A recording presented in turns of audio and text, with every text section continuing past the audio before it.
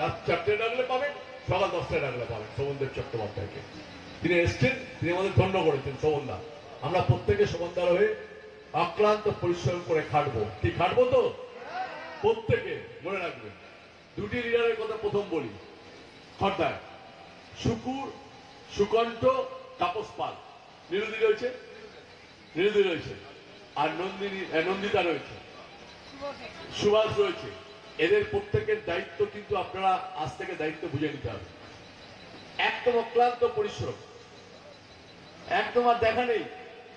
নির্বাচনে যেদিন টাইমটা শেষ হবে, আমাদের যেদিন বাইন্ডিং 72 ঘন্টার আগে, সেই পর্যন্ত আমাদের পরিশ্রম চলবে। কোনো কচকচানি করবেন না, একদম পরিষ্কার। শোভনদার মতো মানুষ পেয়েছে, আমি মনে হয় ধন্য হচ্ছি আমরা। আমাদের জেলা একটা সংযোজন হলো, এই সংযোজন। আর যার কথা আমার বললে সব থেকে আমার দুঃখ, এই ব্যারাকপুরে এলে দুটি লোকের কথা আমার মাথায় মনে পড়ে। একটি আমার বুক কেঁপে ওঠে একটি কথা, তার নাম হলো বিকাশ বোস। তার সহধর্মী নিচে বসে রয়েছেন, মঞ্জু বসে। অত বড় বড় মাপের লিডার আমাদের কেউ আসেনি। এত বড় মাপের লিডার ছিলেন বিকাশ। আর কাজল ছিল আমার, আর সুবোধ অধিকারী, আর রয়েছেন আমাদের গোপাল। এই দেবরাজ সত্যি একটি ছেলে। দেবরাজ কোথায় পালিয়ে গেলি রে? দেবরাজ অত্যন্ত ভালো ছিল, দক্ষতার সাথে কাজ করছে।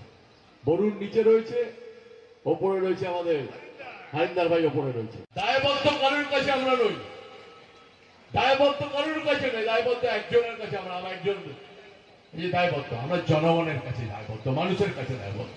এটা মাননীয় মুখ্যমন্ত্রী বলেন। আমি যদি মাথা নত করি, তাহলে মানুষের পায়ে মাথা নত করবো। এই কারুচ্ছ খোড়াঙ্গানিতে মাথা নত করবো না। ব্যারাকপুরে যা করে গেছে, এই অশোকদা আমাদের মনে আছে, যেদিন মমতাদি বললেন মিটিং করবো পার্থর ওখানে, সেদিন আমরা যখন পৌঁছে গেলাম, অশোকদার পার্টি অফিসটা বন্ধ করে সেখানে মেরে দিয়েছেন, টিন মেরে দিয়েছেন।